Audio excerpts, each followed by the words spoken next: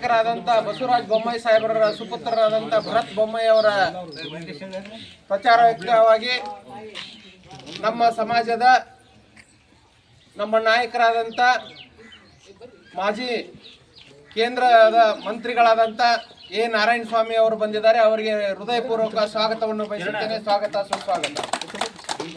ಹಾಗೂ ಅದೇ ರೀತಿಯಾಗಿ ಪ್ರಚಾರ ವ್ಯಕ್ತವಾಗಿ ನಮ್ಮ ಹಿರಿಯರು, ನಮ್ಮ ಜಿಲ್ಲೆಯ ನಾಯಕರಾದಂಥ ಪರಮೇಶಪ್ಪ ಮೇಗಳಮನೆ ಅವರು ಕೂಡ ಬಂದಿದ್ದಾರೆ. ಅವರಿಗೂ ಕೂಡ ನಾನು ಸ್ವಾಗತವನ್ನು ಬಯಸುತ್ತೇನೆ. ಸ್ವಾಗತ ಸುಸ್ವಾಗತ. ಹಾಗೂ ಗ್ರಾಮದ ತಿಮ್ಮಾಪುರ ಗ್ರಾಮದ ಎಲ್ಲ ತಾಯಂದರಿಗೆ, ಹಿರಿಯರಿಗೆ ಹಾಗೂ ಎಲ್ಲ ನಮ್ಮ ಕಾರ್ಯಕರ್ತ ಬಂಧುಗಳಿಗೆ ಸ್ವಾಗತವನ್ನು ಬಯಸುತ್ತೇನೆ. ಸ್ವಾಗತ ಸುಸ್ವಾಗತ. ಈಗ ನಾವು ಭರತ್ ಬೊಮ್ಮಾಯಿ ಅವರಿಗೆ ಯಾಕೆ ಸಪೋರ್ಟ್ ಮಾಡಬೇಕು ಅನ್ನೋದ್ರ ಬಗ್ಗೆ ನಮ್ಮ ನಾಯಕರು ಆಯ್ತಣ್ಣ. ಈಗ ಭರತ್ ಬೊಮ್ಮಾಯಿ ಅವರಿಗೆ ನಾವು ಯಾಕೆ ಸಪೋರ್ಟ್ ಮಾಡಬೇಕು ಅನ್ನೋದ್ರ ಬಗ್ಗೆ ನಾವು ಒಂದೆರಡು ಮಾತನ್ನು ಹೇಳಕ್ಕೆ ಇಷ್ಟಪಡ್ತೀನಿ. ನಮ್ಮ ಇವತ್ತು ಬಸವರಾಜ ಬೊಮ್ಮಾಯಿ ಸಾಹೇಬರು ಮುಖ್ಯಮಂತ್ರಿಗಳಿದ್ದಂಥ ಸಂದರ್ಭದಲ್ಲಿರ್ಬೋದು ಅಥವಾ ಅದರ ಹಿಂದಿನ ಅವಧಿಯಲ್ಲಿ ಇದ್ದಂಥ ಸಂದರ್ಭದಲ್ಲಿರ್ಬೋದು, ಮುಖ್ಯಮಂತ್ರಿಗಳಿದ್ದಂಥ ಸಂದರ್ಭದಲ್ಲಿ ಈಗ ನಮ್ಮ ಈ ಒಂದು ಸಮಾಜ ಒಳ ಮೀಸಲಾತಿ ಸಲುವಾಗಿ 30 ವರ್ಷ ಹೋರಾಟವನ್ನು ಮಾಡ್ಕೊಂಡು ಬಂದಿತ್ತು.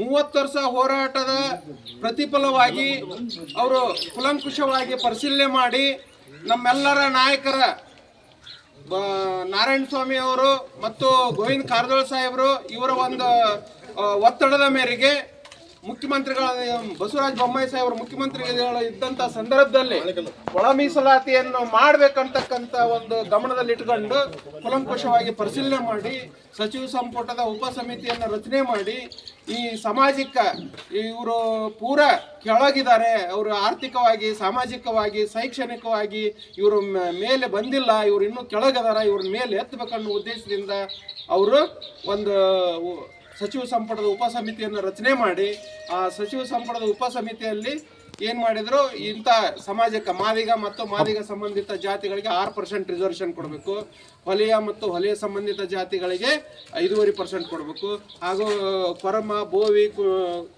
ಇವರಿಗೆಲ್ಲ 4.5% ಕೊಡಬೇಕು, ಹಾಗೂ ಅಲಿಮಾರಿ ಸಂಬಂಧಿತ ಜಾತಿಗಳಿಗೆ 1% ಕೊಡ್ಬೇಕಂತ ತೀರ್ಮಾನ ಮಾಡಿದ್ರು.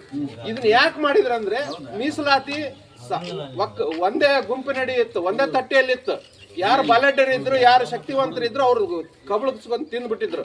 ನಾವು ಬಹುಸಂಖ್ಯಾತರು, ನಮ್ಗೆ ಯಾವುದೇ ಮೀಸಲಾತಿ ಕೂಡ ಸಿಕ್ಕಿದ್ದಿಲ್ಲ. ನಾವಿನ್ನೂ ರೈತರ ಮನೆಗೆ ದುಡಿಯೋದು ಮತ್ತು ಅವ್ರ ಹೊಲಮನೆ ಕೆಲಸ ಮಾಡೋದು ಆ ಪರಿಸ್ಥಿತಿ ಒಳಗೆ ಇವತ್ತಿಗೂ ಕೂಡ ಅದೀವಿ ನಾವು. ಇದು ಒಳ ಮೀಸಲಾತಿ ಜಾರಿ ಆದ್ರೆ ನಮ್ಗೆ ಒಳ್ಳೆ ಎಲ್ಲ ನಮ್ಮ ಮಕ್ಕಳಿಗೆ, ನಮ್ಮ ಮುಂದಿನ ಪೀಳಿಗೆಗೆ ದೊಡ್ಡ ಅನುಕೂಲ ಆಗುತ್ತೆ. ಹಾಗಾಗಿ ಅವರು ಕೇಂದ್ರ ಸರ್ಕಾರಕ್ಕೆ ಶಿಫಾರಸು ಮಾಡಿದ್ರು. ನಮ್ಮ ಅಣ್ಣವರು ಮತ್ತು ಗೋವಿಂದ ಕಾರಜೋಳ ಅವರ ಒಂದು ಎಫರ್ಟ್ನಿಂದ ಸುಪ್ರೀಂ ಕೋರ್ಟಲ್ಲಿ ಕೂಡ ಅದು ಒಳ ಮೀಸಲಾತಿ ಜಾರಿಗೆ ಮಾಡ್ಬೇಕಂತಕ್ಕಂಥ ಆದೇಶ ಕೂಡ ಆಗೈತಿ. ಹಾಗಾಗಿ ಅವರಿಗೆ ನಾವು ಕೃತಜ್ಞತರಾಗಬೇಕಾದ್ರೆ ಅವ್ರಿಗೆ ಭರತ್ ಬೊಮ್ಮಾಯಿ ಅವರಿಗೆ ಮತ ಹಾಕೋದ್ರ ಮುಖಾಂತರ ಅವ್ರಿಗೆ ಆಶೀರ್ವಾದ ಮಾಡಬೇಕು ಅಂತ ಹೇಳಿ ನನ್ನ ಮಾತು ಮುಗಿಸುತ್ತೇನೆ. ಜೈ ಹಿಂದ್. ಜೈ